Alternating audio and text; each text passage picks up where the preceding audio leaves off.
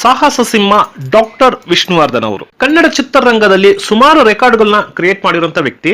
Doctor Vishnuvardhan ಅವರು ಬಂದ ಮೇಲೆ ಕನ್ನಡ ಚಿತ್ರರಂಗದ ಮಾರ್ಕೆಟ್ ಏನಿದೆಯೋ ಅದು ಇನ್ನೊಂದು ಹಂತಕ್ಕೆ ಬೆಳೆಯುತ್ತೆ.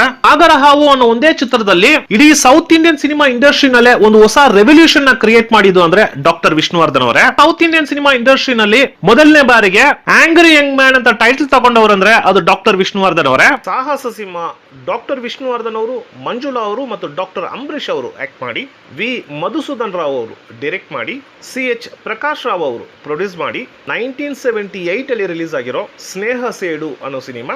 ಈ ಸಿನಿಮಾ ರಿಲೀಸ್ ಆಗಿರೋ ಸುಮಾರು ಥಿಯೇಟರ್ಗಳಲ್ಲಿ 25 ಡೇಸ್ ಕಂಪ್ಲೀಟ್ ಮಾಡುತ್ತೆ, ಇನ್ನು ಕೆಲವು ಥಿಯೇಟರ್ಗಳಲ್ಲಿ 50 ಡೇಸ್ ಕಂಪ್ಲೀಟ್ ಮಾಡುತ್ತೆ, ಇನ್ನು ಕೆಲವು ಥಿಯೇಟರ್ಗಳಲ್ಲಿ 75 ಡೇಸ್ ಕಂಪ್ಲೀಟ್ ಮಾಡುತ್ತೆ, ಇನ್ನು ಕೆಲವು ಥಿಯೇಟರ್ಗಳಲ್ಲಿ 120 ಡೇಸ್ ಕಂಪ್ಲೀಟ್ ಮಾಡುತ್ತೆ.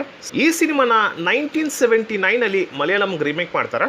ಜಯನ್ ಅವರು, ಜಯಭಾರತಿ ಅವರು, ಸುಕುಮಾರನ್ ಅವರು ಆಕ್ಟ್ ಮಾಡಿ, ವಿಜಯ ಆನಂದ್ ಅವರು ಡೈರೆಕ್ಟ್ ಮಾಡಿ, CV ಹರಿಹರನ್ ಅವರು ಪ್ರೊಡ್ಯೂಸ್ ಮಾಡಿರೋ ಅಂಗಾಕೂರಿ ಅನ್ನೋ ಸಿನಿಮಾ. ಸ್ನೇಹ ಸೇಡು ಆ ವರ್ಷದಲ್ಲಿ ದೊಡ್ಡ ಪ್ರಾಫಿಟಬಲ್ ಸಿನಿಮಾ ಆಗುತ್ತೆ.